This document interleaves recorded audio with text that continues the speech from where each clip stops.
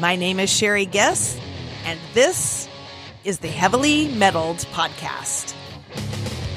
On this podcast, I interview patients, medical professionals, and industry insiders, having important discussions regarding the all too commonly experienced but lesser identified symptoms of hypersensitivity to metals contained in implanted medical and dental hardware, diet, and environments. These metals often cause a variety of dysfunctional immune responses, chronic pain, and other syndromes that fly under the radar of most patients and physicians. During these interviews, the patients and I discuss ideas for managing symptoms, share personal lifestyle modifications, and talk about how to advocate with and educate providers pre- and post-surgery, along with options found for implant removal and the how-to of adverse event reporting. This podcast does not give medical advice. From time to time, I may interview medical professionals that render personal opinions you can use to follow up with your individual provider. Let's roll.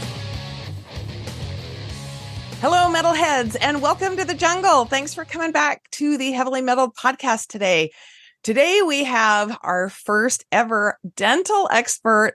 I am super stoked. This is Dr. Michelle Jorgensen, straight from Utah.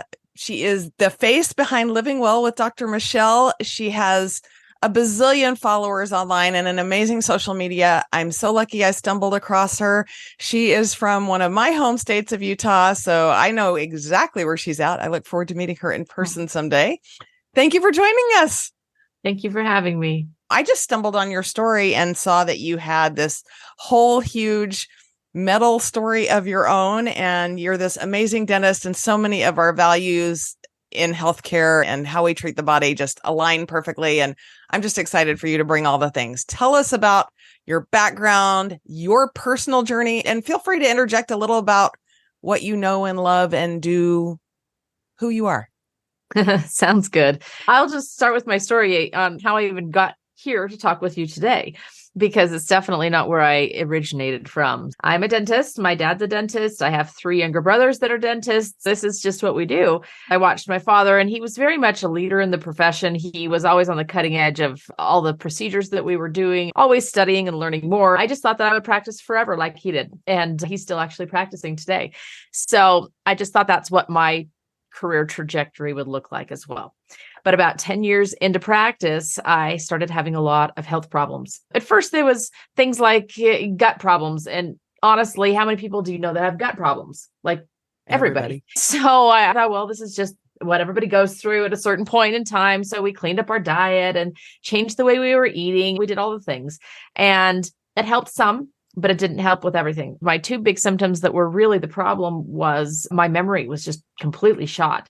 And I've always had a really good memory. I could remember everything I read. It was almost photographic, and I just wasn't able to do that anymore. And so it was very apparent something had changed. Something was different.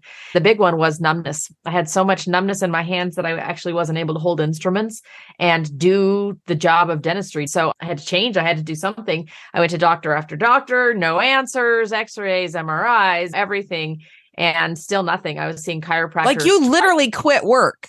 Yeah. I actually had my practice for sale because I couldn't hold the instruments anymore. I was seeing chiropractors 2 and 3 times a week, physical therapists 2 and 3 times a week, and I just couldn't do my job. So I was looking for what was my next thing. I was the sole supporter. My husband worked for the practice too. So this was our income, our livelihood for our young family. And I didn't know what I was going to do. I just happened upon a dentist that had a nutritionist, did a lot of nutrition in this practice. And I was interested now that I'd been learning about nutrition with my gut. So I thought, well, maybe I can do that. And as I explained, was asking him questions about nutrition. He said, well, your symptoms sound so much like mine. Have you ever looked into mercury poisoning? And I said, well, I don't have any mercury fillings. I don't know why I would have mercury poisoning. And he said, oh, it's not the fillings you have. It's the fillings you've been drilling out for the last 10 years with no protection whatsoever. And I had never heard of that, had never considered that could be a problem for a dentist. No one had ever talked to me about it in the profession. No one had ever told me that could be a common or a potential problem for a dentist. I thought, well, I don't have anything to lose here. So I got tested and it was mercury toxicity off the charts. So I had to then go to doctors and say, what do I do? Could I still be a dentist? And I said, well, only if you quit putting it back in. So you can only get it out if you stop putting it in. So are there things that you can change about what you're doing? And I was a cosmetic dentist. So I was taking out all sorts of these mercury fillings because they're ugly. People don't like the way they look. And I said, well, I don't know, but I'll look. And I found that there was an organization that has an entire protocol built around removing these mercury fillings safely for the practitioner as well as the patient. I didn't know they existed. I had never heard of them before, but I started using their protocols. And in practice, it was very apparent to my patients I was doing something different, because when you come in a big old mercury respirator mask and we cover them head to toe, and they were going, what's going on around here? Have you guys all lost your marbles? You know, what's happening?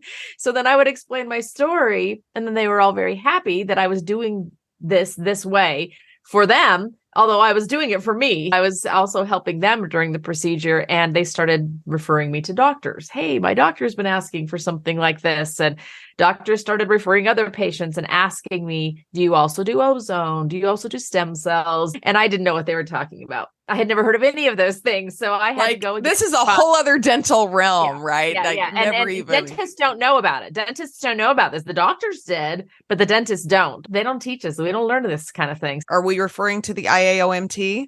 Yep. IAOMT is the organization I went for the SMART protocols. What test did you get that told you were off the charts toxic for metal? I did a mercury provocation test. And that's an important thing to know, that mercury actually hides in the system. It hides in the organs. And so you can't just take a blood test or a urine test and actually see an accurate measurement of mercury in the system, because it's embedded in the tissues. It goes in the kidneys, it goes in the lungs, it goes in the brain, it goes all over the place. So you have to do a provocation test, which is use a chelator that pulls things out of the tissues and then makes them available for the test. A 24-hour urine test is what you do, but you can't just do a urine test. You can't just do a blood test. You're not going to see accurate levels that way. Yep.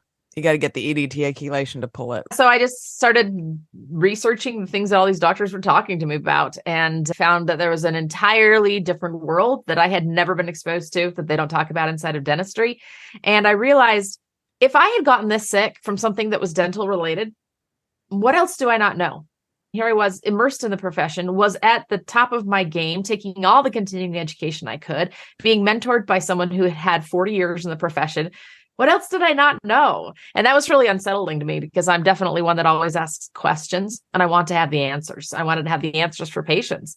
And so I started looking for answers, and I found them in very unlikely places. And since what I've done is really pulled all of this together into a very comprehensive approach. So now we look at the body and say, amazing, the teeth are actually connected to the rest of you. And how does the rest of you affect your teeth? I use the teeth in two ways. I use it as an indicator. It's kind of like the dashboard on your car. You know, there's indicator lights. Well, the teeth are indicator lights of a lot of what's going on elsewhere in the body. And if you know how to read them, you can learn a lot of information by looking in the mouth. So that's one piece. But then I also use them as a warning sign a little bit. If we find things in the teeth, it's like, oh, we ought to be paying attention. Maybe there's something going on. Or if we find something in the body, maybe there's something going on in the mouth that we should be paying attention to as well. So it's completely changed my career, my practice, my everything. And so now I have a multi-specialty practice. We have multiple specialists under one roof, and we look at you from head to toe and we say, how can we help? And dentistry really is a central component of healthcare. And it ought to be one of the very first things we actually look at. So that's really what we position ourselves at now. And it's been a very interesting adventure that I never would have expected.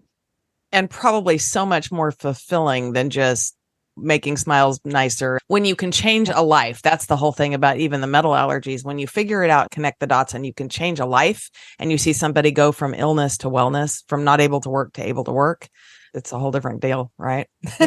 Yep. Going back to dental school for just a minute, do they teach anything about mercury toxicity for even patients in dental school? Is that even brushed? No. So let me tell you the entire dental school talk. There's a course called Dental Materials, and in Dental Materials, you learn about the foundation of what are called amalgam fillings. That's the name for it in dentistry. And an amalgam is simply a combination of metals. That's a term. An amalgamation is something that you combine together. So an amalgam is simply just a combination of metals. So these fillings have a combination of silver. They also have copper. They are all 50% mercury, because mercury is the liquid component that joins with the solid metal component and creates this malleable material. When you first put it in a tooth, it's kind of moldable, and then it hardens. So mercury is the thing that makes it moldable to be able to shape it like a tooth. So we learned about the origins of these fillings. We also learned that they are 50% mercury, but they told us that once that was solid, once it had solidified, that the mercury was now inert. It wasn't released from the filling whatsoever. So it was completely safe. And they said that if you do introduce the idea that this could be affecting a patient's health, you will lose your license, because that was the truth. There was a dentist named Dr. Hal Huggins. He was based out of Colorado, and he was a huge pioneer in this realm. He was saying all these things, this can cause MS. He was making some pretty out there claims, basically. And what happened is he did lose his license. He was unable to practice. He had to use his protocols with other dentists, but he actually was unable to practice, and he ended up losing his life because of this. So it's been a very interesting journey to watch his journey and to stay far, far away from where he was, but yet say the things I need to say, share the things I need to share, but yet still practice, keep ourselves safe. And it's sad that we even have to think like that. But that's the only talk that they told us in dental schools. If you say this, you will lose your license. So really, when I first heard it, I wanted to stay far, far away from it, because I thought, I don't want to risk this. It's not worth it. Yeah, it's not just the mercury amalgam. I don't know if you heard, and I'll just touch super briefly. My third podcast episode guest was a full rigid quadriplegic for 14 hours a day. And they figured out he was allergic to his foot and ankle hardware after 6 years of being a full quadriplegic for 14 hours a day. He had that removed, and his paralysis went from 14 hours to 4, tested allergic to gold and palladium in his teeth, had 4 fillings removed, and he's never had another episode full return to health. So Crazy. It's not just the mercury, it's the other materials, right? Which we'll touch on in a minute. But wow, that's crazy. So how long after you figured this out, first of all, how did you detox, and how fast did your symptoms go away where you could return to your practice? So I continued practicing pretty much immediately, because I figured out I could do certain things. And I figured out I had to do this mercury removal procedure safely, so I couldn't get any more in me. I actually hired another dentist to do a lot of the fillings and those kinds of things, just to keep myself out of that exposure as much as possible during that process. It was a very, very slow detox. And mercury is a slow detox. This isn't something that happens overnight. And it was honestly about 8 years until I finally went, I think my brain's back. I still feel it coming and going sometimes, where I'll have just a real period of just fog, and I'm just not feeling like I'm with it. And I think, gosh, have I been in our restorative office too many hours? Am I getting too much mercury still through the AC? And is it still a problem? And so then I'll start detoxing again. But I did very slow detoxing. I was going to do IV chelation, and they told me I was going to need 96 treatments of an hour apiece. There was no way that was ever going to fit in my life. And I've since learned that that's actually not effective. That is not a good way to detox mercury. So I'm glad I didn't have time in my life. I don't know if this was the protocol you followed, but like Andy Cutler had a protocol, I think, that said, if you use EDTA and you try to detox mercury, it can make you worse. It can pull the metal and redeposit. And I found out with my implanted hardware, chelation was a no-fly for me too, because it just pulls from the metal hardware and it's not a good thing.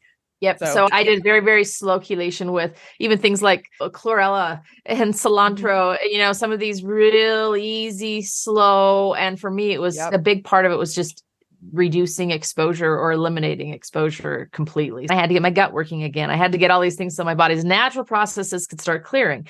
But one thing that I don't talk about a lot on podcasts, but I probably should, is that I've since found out that I have an MTHFR genetic variant. I'm sure you know much about this. And the way I explain it to people is simply the body kind of has a UPC coder. It kind of puts a UPC code on things and says, oh, this is this, this is this.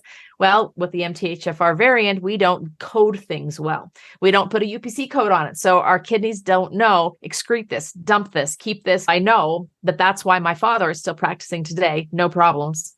And I couldn't even make it 10 years doing the exact same job, because my body doesn't detox the same way his does. Mine needs a lot more support than he does.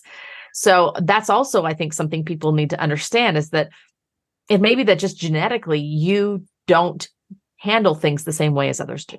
And by the same token, you can have the genetic predisposition, but it doesn't mean the genes turned on. So you can't just literally go by that. You have to correlate symptoms. And so that's probably a whole other podcast. But yeah, the MTHFR is a big one for a lot of people. Did you have any prior issues with metal sensitivity, like jewelry or anything?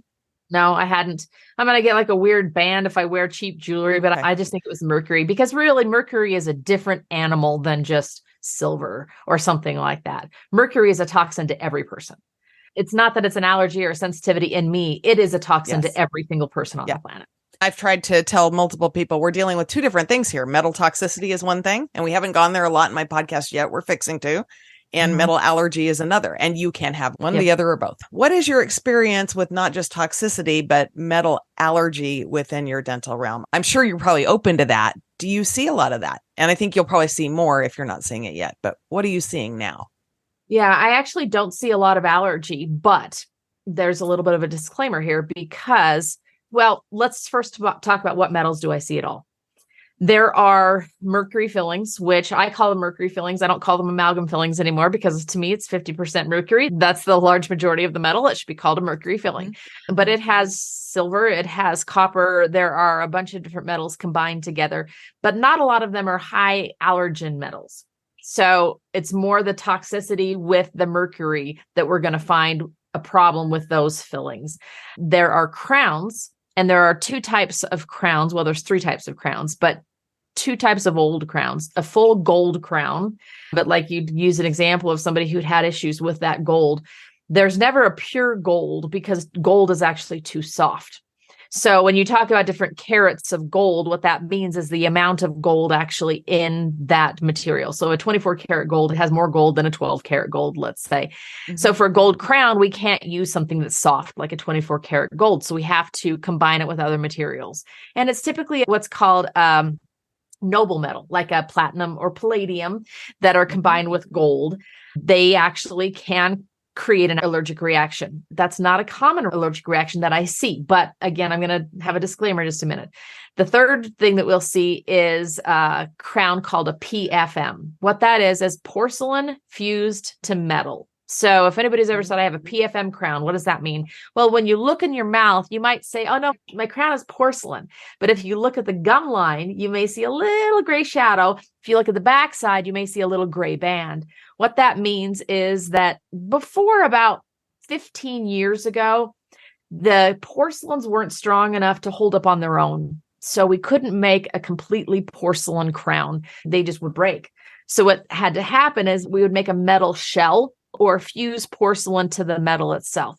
So underneath the porcelain that you see is actually a metal shell. And that metal shell has things like, it could be noble metals, silver, platinum, palladium, but it also could be non-noble metals, base metals like nickel. And nickel is very allergenic. That's what often will show up in cheap jewelry, is a nickel allergy. So when we were taught in school to look for metal allergies, what we were taught to look for was base metal crowns. They said that's pretty much the only thing that you're going to have an allergy to is somebody who has a nickel issue. So we would see crowns that were all silver, and typically those would be base metal, or these PFMs. And if the gums were really red around them, that's one thing that we were taught to suspect is, this might be a metal allergy. You might need to remove that crown to be able to take care of it. But there's a lot of issues with metal fillings and metal crowns. I think probably the large amount of ones that have an allergic potential have been removed for dental reasons. So that's my disclaimer, is that these fillings kind of fall apart eventually. So they're probably removed without anyone realizing that they have an allergy to them or that this could be an issue for them. Yep, we're going to cover some of this, but I'm going to get this on your radar. I really think this is going to be bigger than gluten now that it's coming out, because doctors and patients are told that systemic metal allergies aren't a thing. As you know, 20% of the population is allergic to nickel. They really are finding that this is a type 4 delayed hypersensitivity systemic reaction, and super small percentages are affecting a great portion of these people that are allergic to nickel. In diet, you take somebody with fibromyalgia with just jewelry allergies, no implanted metal, no implanted dental, and they take nickel out of their diet, their fibromyalgia goes away, their brain fog goes away. My first viral post that went to millions was a post about your stainless steel water bottle can be making you sick, and the metals that leach from like your Yeti, from your Hydro Flask, whatever. And it went to 2 million people. And every comment I had, like 6,000 comments, and it was me too. Me too. My mouth goes numb when I drink. I stopped drinking out of this thing and my systemic pain went away. And it was placebo. I don't think so. I didn't expect that just from the water bottle post. I think doctors and dentists, and probably in your practice, because you're so open-minded, when you start asking patients about metal allergies and they start connecting these dots, it will change your practice as well. And I think you'll start to see that now that we've talked about it. It's crazy.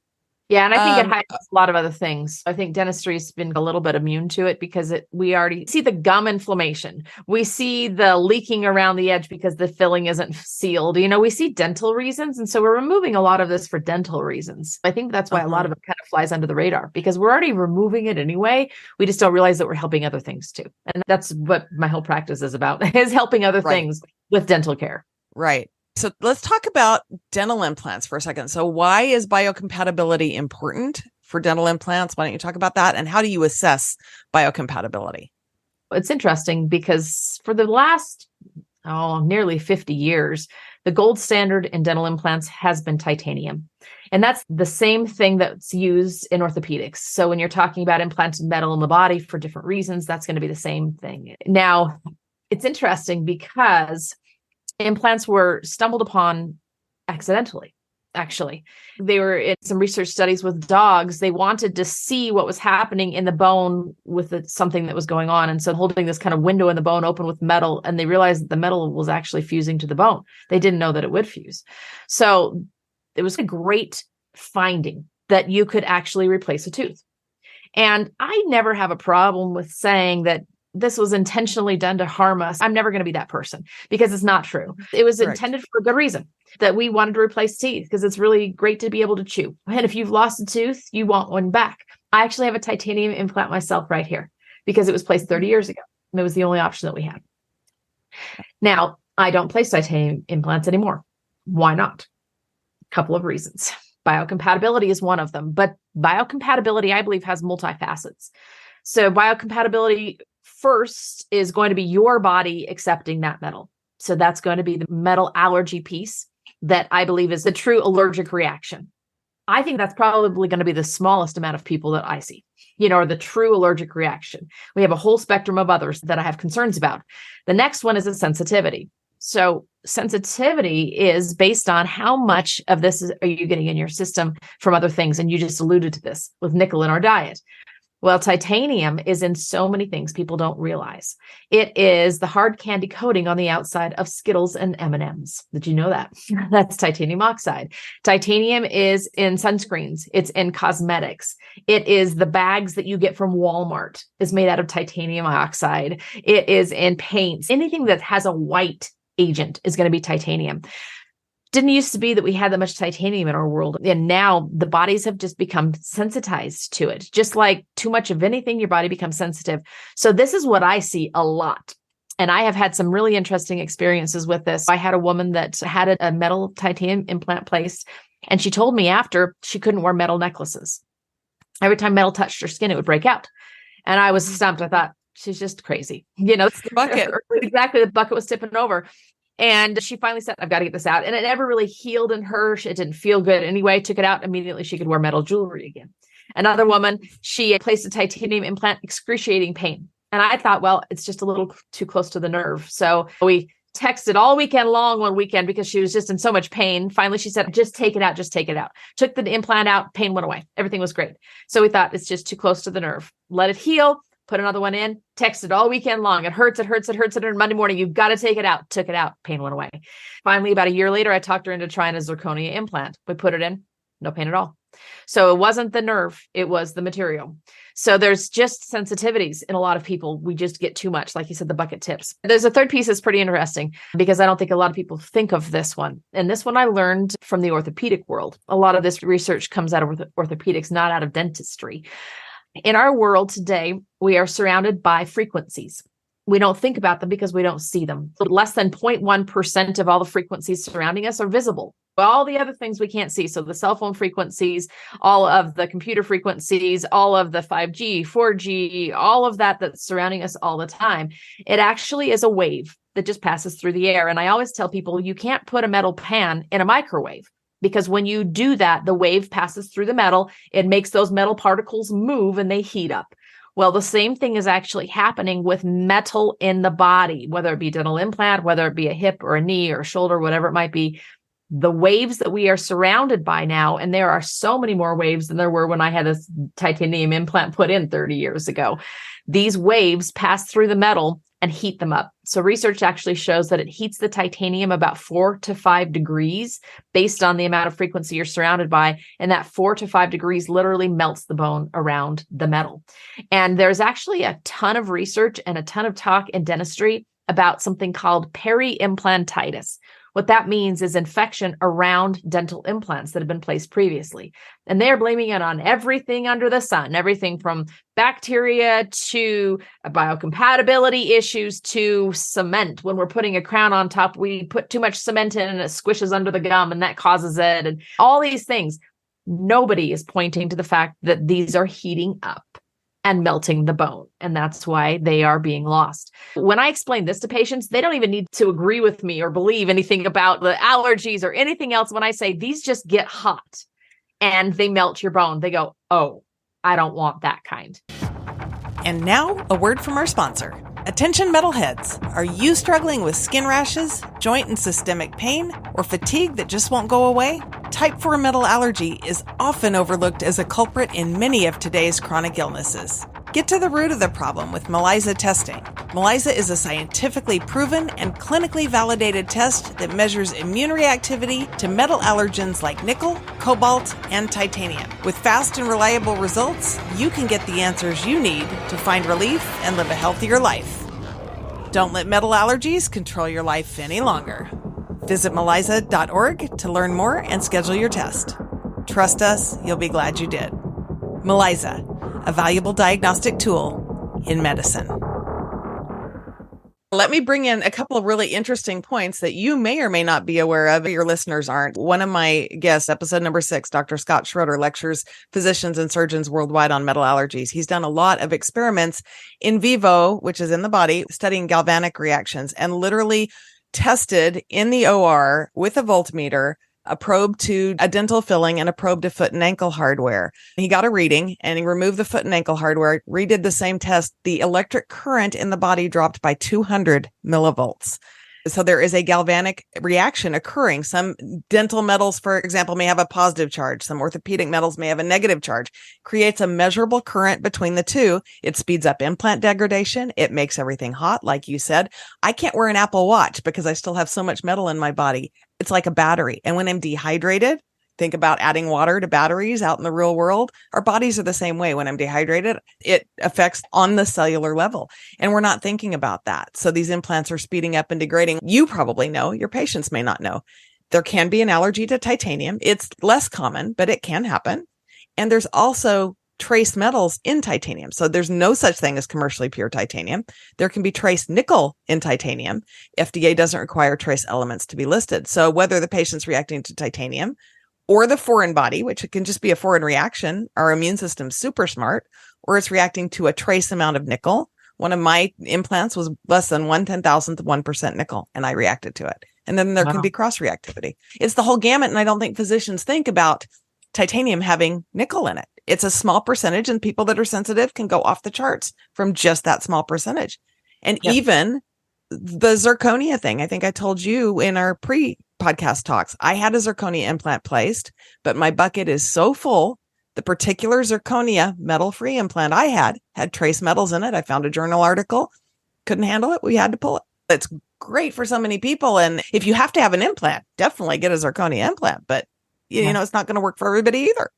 Yeah, and galvanism is a real thing, and it's a real thing with the dental implants, but it's also a real thing with metal fillings. So we actually use a voltmeter in our practice as well, and I will test 2 different mercury fillings with each other, or we'll just test one and see what is the voltage happening in the mouth, because what galvanism is it's an electrical current that flows between dissimilar metals. So you can say, well, the metal fillings are all the same material. Well, agreed, meaning each filling is the same material as the other filling, but in the filling itself, there are dissimilar metals. So there are going to be that amalgamation of different metals in the filling itself. And a battery requires a low salt solution, a weak saline solution to conduct this electricity. Well, guess what saliva is? It's a perfect electrical conductor. So you get this perfect conductivity of metal electrons in the mouth. And how far is that from the brain? About an inch. So it's the worst place to actually have metal conductivity, because that is going to throw off basically your electrical system in the body. And I talk to people all the time about the electrical system. It's one of those things that they think you're talking voodoo. But I say, well, what do you think makes your heart go? What are they measuring on an EKG? They're measuring the electrical flow through the heart. And as the electrical flow through the heart muscles creates the pumping of the heart muscle. So our entire body is wired top to bottom. Well, when you put something that's going to short a circuit in any circuit in your home and any electrical circuit, you're going to throw off the electrical conductivity along that entire circuit. So once you throw something metal in the mouth, you're going to alter the electrical conductivity of everything else in the body as well. So galvanism is a real thing, and it's measurable in the mouth with a simple voltmeter that you can get at Home Depot. It's not something that we're making up. You can measure it the exact same way you can measure the terminals on your car battery to see how much electricity is flowing between them. You can actually measure it, and it's real. And when I got so sick, they wanted me to have an EMG, and I could never tolerate it because the minute they start to turn it on, it was like I was being electrocuted. I have so much current running through my body, I couldn't handle anymore. And it was so nice to find out I wasn't nuts. I always joke that I might be nuts, but this is actually true too. So how do you test for biocompatibility? What kind of tests do you do for your patients? There are a few tests that we can do. And if someone is particularly sensitive, we do these tests. There is basically a dental materials compatibility test. And it's been a challenge because the one that we had used for decades actually went out of business. And so we have a new one that we've just started incorporating. The Clifford test is the old standard that we would use for biocompatibility for all dental materials. So we do use that. It's nice because it's a blood test and you get an enormous array of information. But I also do EAV or electrodermal analysis of materials as well. So I can send you to a practitioner that does electrolytic analysis to read the frequencies of materials and the frequency of your system and what it's doing in reaction to that material. And I can send you with a dental implant to a practitioner and they can test you right then. Will this implant work for you? I've never heard about that. Even better. Yeah. To me, it's almost even better. Because that's real-time analysis. Exactly. There's a practice called NAET, and the N is some big long Indian word, and then it's allergy elimination. Yeah, and that's NAET, exactly. NAET. Okay. And so what you do is you just go to a NAET practitioner, and what they're doing is they're testing the frequencies of all of these different, they have like 10,000 things in their database, and they're seeing what does your body do? What is your body's reaction to those frequencies? Everything has its own unique signature or frequency. And so we just send the actual material with you and say, test this. Test your body's response to this. So what we can do is we can take literally everything that we are going to use in practice and say, go test all of these. Now, I haven't had any AET testing yet, and I'm going to. It's on my radar because I have metals I can't remove, and I'd like to decrease the sensitivity in my body to those. But is it muscle testing per se, or is it different than that? Some practitioners do use muscle testing, but honestly, what I find is that a lot of patients are a little more skeptical of muscle testing because it is practitioner dependent. And so many NAET practitioners actually use an electric. I don't know if you've ever done it. You hold something in your hand. It's a metal conductor basically, and it completes a circuit when they touch an allergy point. I think it's like on the side of the finger right here. This is your allergy point. And so it completes the circuit. It's so crazy because they'll show little things where they'll even put a light bulb in your hand. And when you complete the circuit with this, the light bulb will turn off. When you let go of it, the light bulb will turn.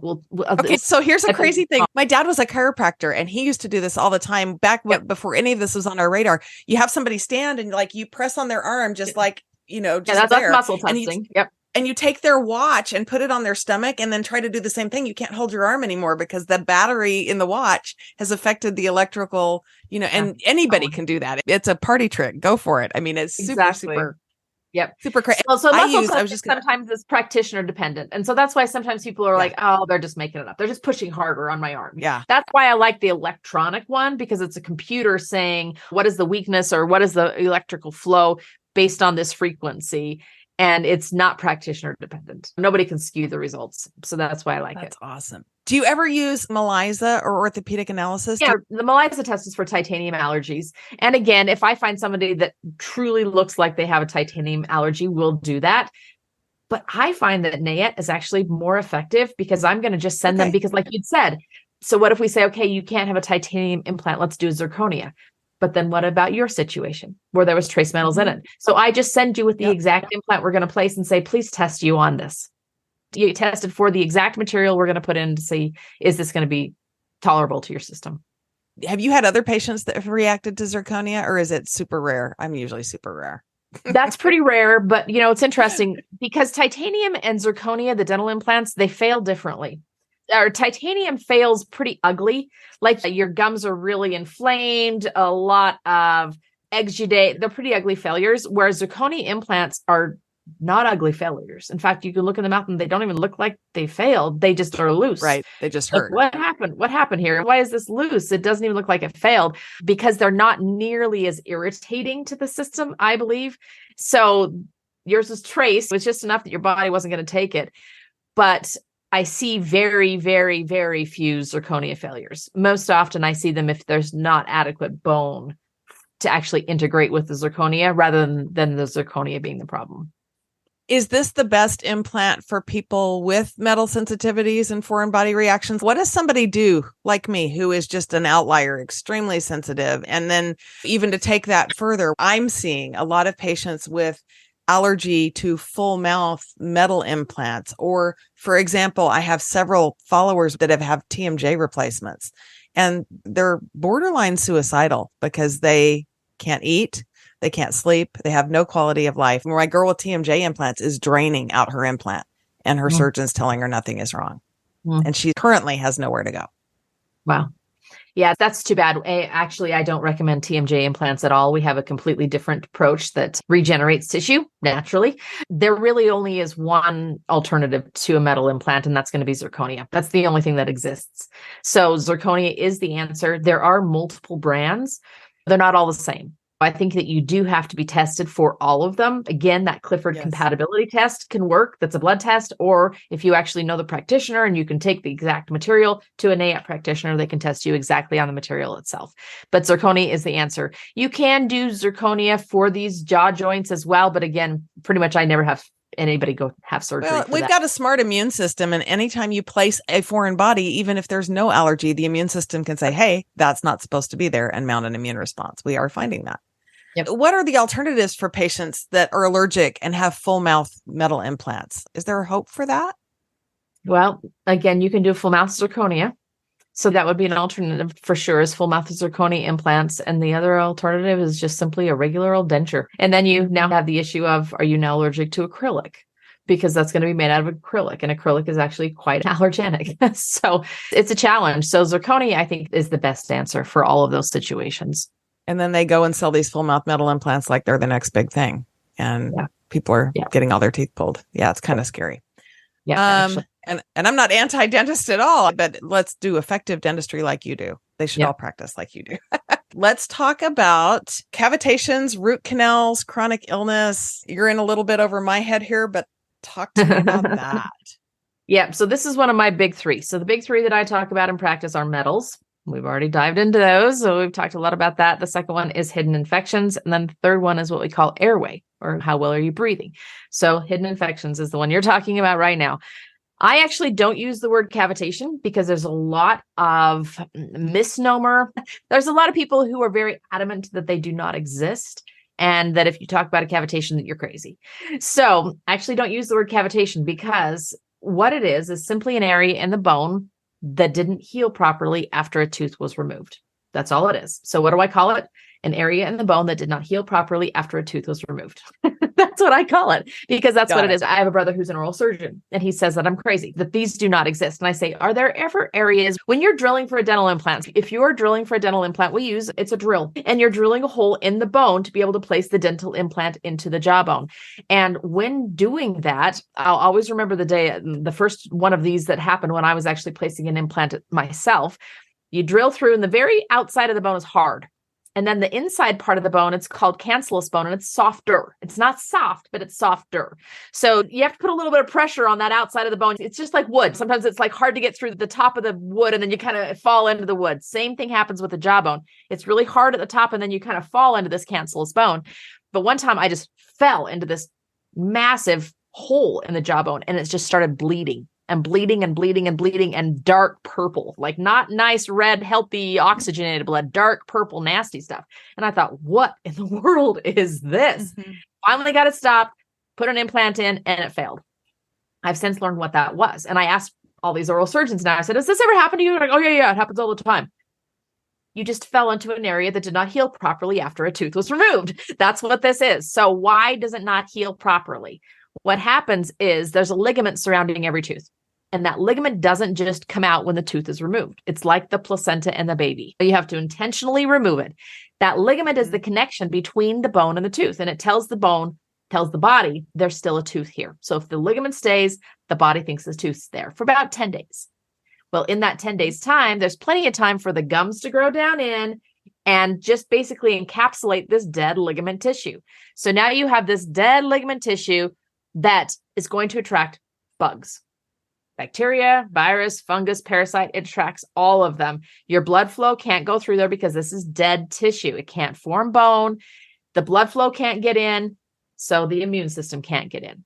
Remember when they had these areas in Portland where they were walled off and the bad guys were on the inside and the police couldn't come in? And that's kind of how I envision it. The police can't come into these areas. They're really some scary zones living in the jawbone. And bugs go find them. They go live there. They go flourish. They reproduce. They have a little party in there. Then they start dropping all their garbage out. That garbage then flows out through your immune system. And it is a huge immune irritant, but your body can't take care of it.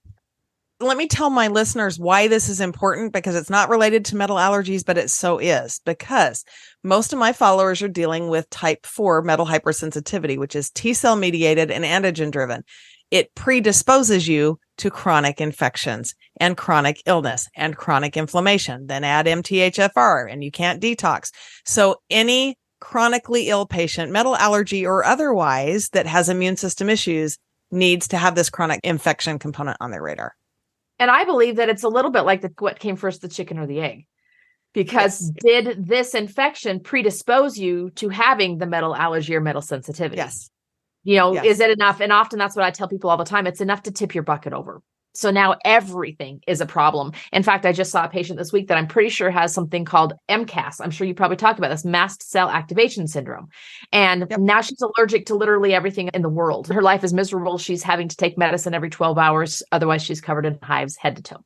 And she has a metal titanium implant. And I said, that's going to come out immediately. She also has 4 areas where wisdom teeth were removed that did not heal properly, that are full of bugs. How do we differentiate this? And so again, all of these things tip her over. Did the areas that didn't heal right, did they do it? Did the dental implant do it? All of them together did it. It wasn't probably just one thing. It was the combination of all of them together. So what do we do in these areas? First of all, we identify them with a cone beam CT scan, and that's essential. If you've had any dental work at all, including a wisdom tooth removed, you need a cone beam CT scan, because I can see bone density on that. And that's how I differentiate it. That's how I tell, are these areas healed or not? You should have had completely healed bone within 6 months of a tooth being removed. The density should not differ from anywhere else in the jawbone around it. So I just go and measure bone density. And if the bone density is much lower than it is in the surrounding bone, we know that didn't heal properly. We go back in, we actually clean out, we find these mushy holes and we biopsy these, and you cannot believe what we pull out of these. So many really, really virulent bugs, parasites, entamoeba swimming around, HPV virus. I mean, the worst, scariest bacteria in the world are living in these holes. So we disinfect them really, really well. We fill them up with your own stem cells so they finally heal.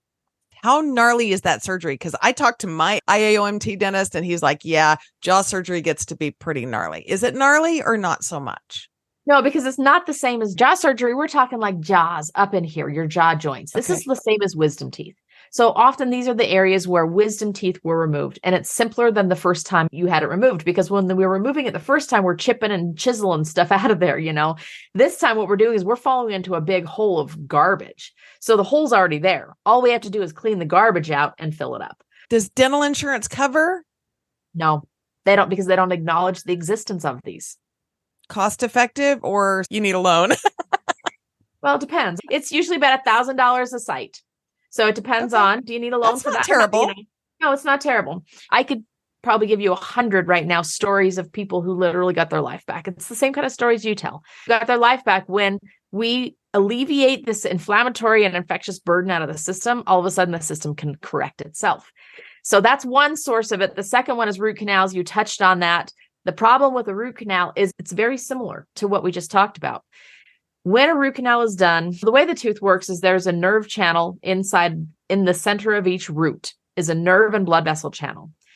So if the tooth is broken or if the tooth has a deep cavity and it affects that nerve and the nerve dies, a root canal is simply removing the nerve tissue and the blood vessel tissue on the inside of the root, cleaning it out and filling it up. That's what a root canal is. So again, done for a great reason. We save a tooth. We say you can choose. All these things are amazing.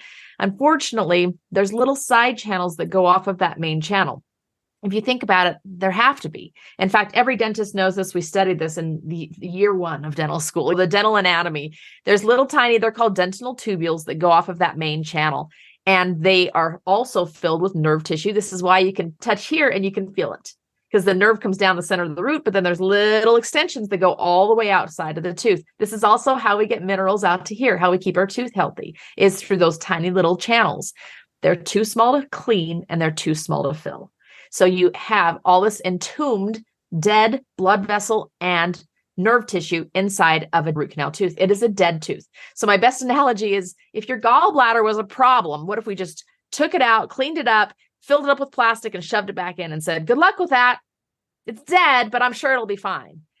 It's kind of what we're doing with the root canal. It's dead, but I'm sure it'll be fine. It's not fine, because all the bugs from everywhere find the dead stuff. They find it, they congregate there. But the problem is you've lost your early warning system because we removed the nerve. So you have no idea that it's happening. And what I find is literally, I'll find quarter-size holes in jawbones and sinuses in the floor of the nose from failed root canals. Nobody has any idea it's even happening. And these correlate directly with every single organ system in the body.